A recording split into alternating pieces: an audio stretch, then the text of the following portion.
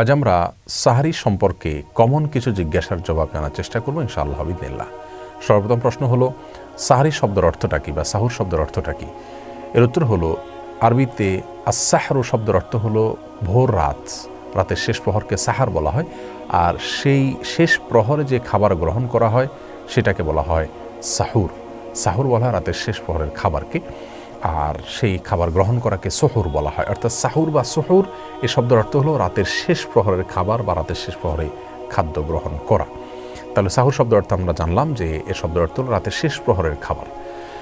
এরপর দ্বিতীয় প্রশ্নে আসি যে আমরা আমাদের দেশে সেহরি শব্দটা খুব বেশি শুনে থাকি। আসলে কি সেহরি হবে নাকি সাহারি হবে বা সাহুর হবে? এর উত্তর হলো সাহুর বা সাহারি হতে পারে, কিন্তু সেহরি হবে না। সেহরি এটা ভুল শব্দ। সেহর এই শব্দের অর্থ হলো জাদু। অতএব কোনো অবস্থাতেই রাতের শেষ প্রহরের খাবারকে আমরা সেহরি বলবো না, বরং সেটাকে আমরা সাহুর বলবো বা বড়জোর সাহারি বলতে পারি। 3 নম্বর প্রশ্ন হলো, সাহারির বিধান কি? ইসলামী শরিয়া অনুযায়ী সিয়াম পালনকারী ব্যক্তির জন্য রাতের শেষ প্রহরের খাবার গ্রহণ বা সাহারি খাওয়া এটা কি তার জন্য ফরজ ওয়াজিব, বাধ্যতামূলক, পূর্বশর্ত রোজা বিশুদ্ধতার জন্য নাকি সুন্নাত? এর উত্তর হলো, রাতের শেষ প্রহরের খাবার গ্রহণ করা এটা সুন্নাত।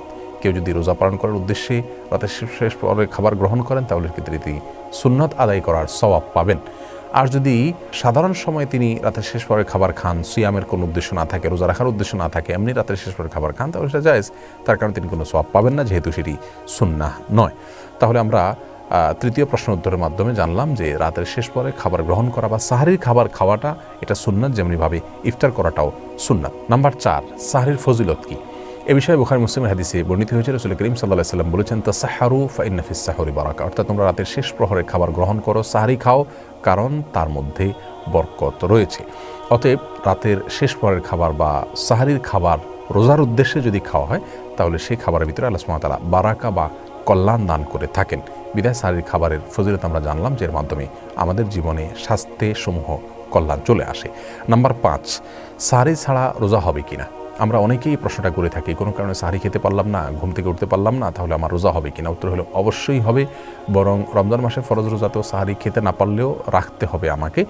কারণ সাহারি খাবার গ্রহণ করা, একটু আগে আমরা বললাম, সেটা ফরজ নয়, ওয়াজিব না, সুন্নাত। সুন্নাত ছুটে গেলেও কোনো ইবাদত নষ্ট হয়ে যায় না, যার কারণে সাহারি না খেতে পারলেও রোজা হবে না, ব্যাপারটি এমন নয়। সাহারি না খেতে পারলেও আমাদেরকে রোজা কন্টিনিউ করতে হবে, বিশেষ করে রমজান মাসে। আর রমজানের বাইরেও যদি আমরা সাহারি খেতে পারলাম না, কিন্তু এরপরে সাহারির সময় চলে গেলো, আজান হয়ে গেলো, তারপর আমরা নিয়ত করলাম রোজার, তারপর রোজা বিশুদ্ধ হয়ে যাবে। কারণ সাহারি খাওয়া এটা রোজার পূর্ব শর্ত নয় এবং রোজার জন্য ফরজ বা ওয়াজিব কোনো বিষয় নয়, এবং অত্যাবশ্যকীয় কোনো বিষয় নয়। নাম্বার 6, সাহারির মেনু কি হওয়া উচিত? সাহারিতে আমরা কি খাবার গ্রহণ করব? এর উত্তর হলো, যে কোনো হালাল খাবার আমরা গ্রহণ করতে পারি। স্বাস্থ্যসম্মত খাবারগুলো অবশ্যই খেয়াল করবো। আল্লাহ সুবহানাহু ওয়া তাআলা বলেছেন, আদুল কবি আদিকুমুল্লাহ তালুকা, নিজেদেরকে ক্ষতির মুখে ঠেলে দিও না। এমন খাবার গ্রহণ করবো না যা আমাদের স্বাস্থ্যকে নষ্ট করে। তবে সাহারিতে বিশেষ একটি খাবার আমাদেরকে গ্রহণ করার জন্য হাদিসে উৎসাহিত করা হয়েছে, সেটা হলো খেজুর। রাসূল করিম সাল্লাল্লাহু আলাইহি ওয়াসাল্লাম বলেছেন, না'মা সাহুরুল মুমিনি আত-তামার। ইমানদার ব্যক্তির সাহারি বা রাতের শেষ খাবার রোজার উদ্দেশ্যে যেটা খেয়ে থাকে, সেখানে তামার বা খেজুর এটা কতই না উত্তম উপাদান। অতএব আমাদের খাবারের মেনুতে খেজুর থাকা উচিত। ভোর রাতে একটি খেজুর হলেও আমাদের খাওয়া উচিত। সেক্ষেত্রে আমরা সাহারি খাওয়ার সুন্নাহ আদায় করার পাশাপাশি আরেকটি সুন্নাহ আদায় করার সওয়াব পাবো, অর্থাৎ খেজুর দিয়ে সাহারি করা।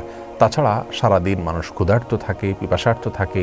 খেজুরের মধ্যে যে খাদ্য শক্তি রয়েছে, বিশেষ করে সুগারের পরিমাণ রয়েছে, সেটা আমাদের শরীরে যে ঘাটতি থাকে সেটা পুষিয়ে নিতে সাহায্য করে। এই জন্য ইফতারিতে যেমন খেজুর খাওয়া উচিত, সাহারিতেও আমাদের খেজুর খাওয়া উচিত এবং সুন্নাহ। 7 নম্বর প্রশ্ন হলো, সাহারির সময়টা কখন? কোন সময়টাতে আমরা সাহারির খাবার গ্রহণ করব? এর উত্তর হলো, রাতের শেষ প্রহরে আমরা সাহারির খাবার গ্রহণ করব। গ্রাম দেশে অনেকেই মাঝরাতে সাহারির খাবার গ্রহণ করেন। সেক্ষেত্রে তাদের রোজা তো হয়েই যাবে এবং সাহারি খাওয়ার সওয়াব তারা পেয়ে যাবেন, কিন্তু সুন্নাহসম্মত উপায়ে তিনি সাহারিটা গ্রহণ করলেন না। কারণ হাদিসে আসছে, রাসূল করিম সাল্লাল্লাহু আলাইহি ওয়াসাল্লাম বলেছেন, এ উম্মত ততদিন পর্যন্ত কল্যাণের ভিতরে থাকবে যতদিন পর্যন্ত তারা সাহারির খাবারটাকে শেষের দিকে খাবে। অর্থাৎ রাতের একেবারে শেষ প্রহরে গিয়ে সাহারির খাবার খাওয়াটা হলো সুন্নাহ। আমরা কতক্ষণ পর্যন্ত সাহারি খাবার গ্রহণ করব? সেটা হলো, আল্লাহ সুবহানাহু ওয়া তাআলা বলেছেন যে, কুলু ওয়াশরাবু হাত্তা ইয়াতাবায়্যানা লাকুমুল খাইতুল আবিয়াদু মিনাল খাইতিল আসওয়াদি মিনাল ফাজর। সুবহে সাদেকের আগ পর্যন্ত আমরা খাদ্য এবং পানীয় গ্রহণ করতে পারবো। অর্থাৎ ফজরের ওয়াক্ত যখন শুরু হয়, আজানের ওয়াক্ত যখন শুরু হয়, তার আগ পর্যন্ত আমরা সাহারি খেতে পারবো, যদিও একেবারে শেষ মুহূর্ত পর্যন্ত ঠেকিয়ে দেওয়া উচিত নয়। বুখারীতে আসছে, রাসূল করিম সাল্লাল্লাহু আলাইহি ওয়াসাল্লাম সাহারির খাবার শেষ করতেন, এরপরে আজান এবং তার সাহারির মধ্যবর্তী সময়ে 50টি আয়াত তেলাওয়াত করার মতো সময় থাকতো, তার মানে 5 থেকে 7 মিনিট সময় থাকতো। তাহলে আমরা আজানের যে ওয়াক্ত হয় ফজরের, তার 5-7 মিনিট আগে সাহরির খাবার শেষ করব, সেটা হলো সুন্নাহ। 8 নম্বর এবং সর্বশেষ প্রশ্ন হলো সাহারির কোনো দোয়া আছে কিনা। উত্তর হলো সাহারির খাবারের কোনো দোয়া নেই। সাহারির আগে অথবা সাহারির শেষে কোনো বিশেষ দোয়ার কোনো নির্দেশ কোন হাদিসে আমাদেরকে দেওয়া হয়নি।